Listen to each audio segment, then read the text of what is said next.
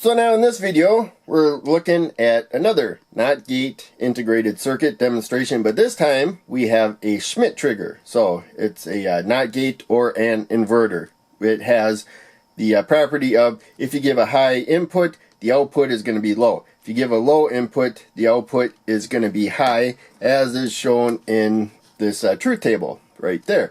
The thing is, we're using an integrated circuit right here, and built inside there's a Schmitt trigger circuitry. So that means that unlike the 7404 that we looked at in the last video, we used a high-speed CMOS version, we're using the 7414, which came with the kit that I bought. I'm gonna, make sure I get discharged in case I accidentally touch one of these. But yeah, I yanked it out of there. So this is one of the most common 7400 series integrated circuit components right there, the inverter. They're pretty easy to get. So in case there's 6 of these inverters or NOT gates on the integrated circuit right there. So that's input, input, input. The outputs are just floating. We don't have to attach them to anything, but you really want to have all the inputs that you're not using and the one you're using attached to something. And so we're just giving them a supply voltage. We could use a resistor instead. But in any case, we have right now a low input. That means that we have a high, or a low output, because you can see we got positive there. So we know that it's connected to ground. That's a supply pin, and that's a supply pin, positive, negative. And so I can go up any more that I want. But if I go down far enough, now we have a high output. So low voltage in, high out right there. So probably not the full supply voltage. I can't remember how close this gets to the supply voltage. Under load though, it's probably pulled even farther away than what it can be without load. Now, the last video, we looked at the NOT gate, same circuit, but there was not the Schmitt trigger part of it, the 7404. 74HC04 to be more exact. This is the Schmitt trigger symbol right there. So what that lets you know is that there is a middle ground region where it flips from one state to the other. That's the edge of the middle ground region. I think it's called the threshold.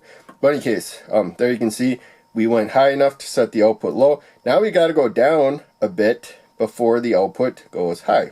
And then it's going to jump right to high, no matter how slow I go. Right there, this space that we're at is the middle ground hysteresis range. Just hysteresis.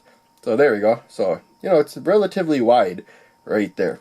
And you can wire your own circuitry where you make a Schmitt trigger like this. It'd be an inverting comparator. But you could add more hysteresis, make it bigger, or smaller if you want. But there you can see, we got a middle ground region. That middle ground region, it can either be a high output or a high or a low output. Either high output or low output. And so, that's that middle ground region for the input.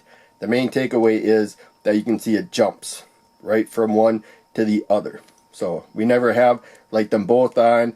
And if our signal is, real bouncy right in a small area, going up and down like slightly, it's not going to keep bouncing back and forth right there. There's not a direct crossing line that we cross. You have some middle ground region hysteresis that you got to overcome. So that would be the higher threshold, I think it's called.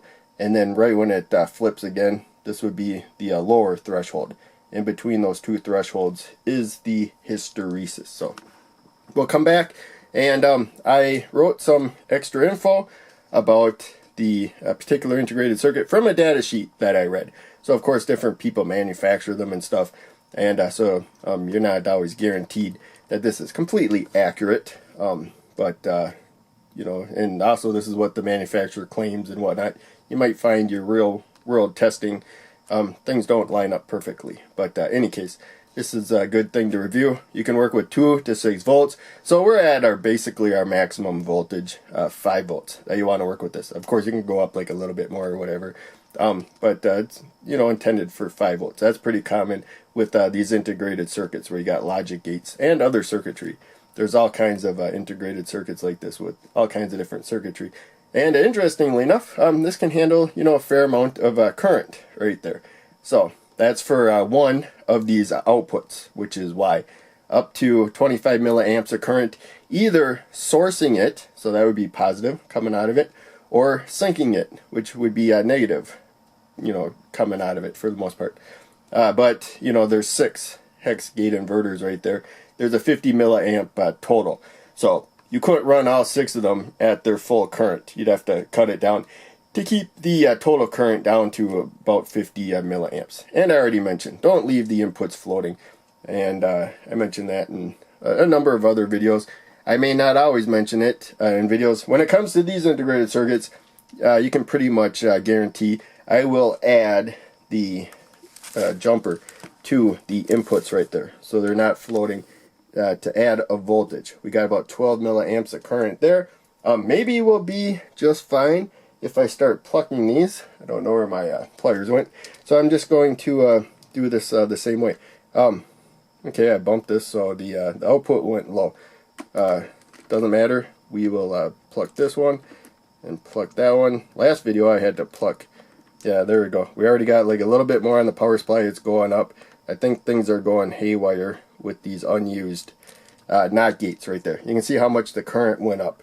You know, it should only be about 2 milliamps of current right there. It was even worse with that other integrated circuit. And yeah, we got that problem right there. So, well, that was the supply voltage. No wonder. But in any case, you get the point.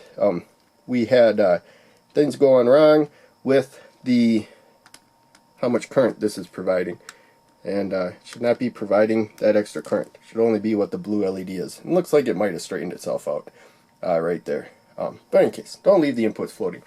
So yeah, this went on longer than I planned, but hopefully you still enjoyed.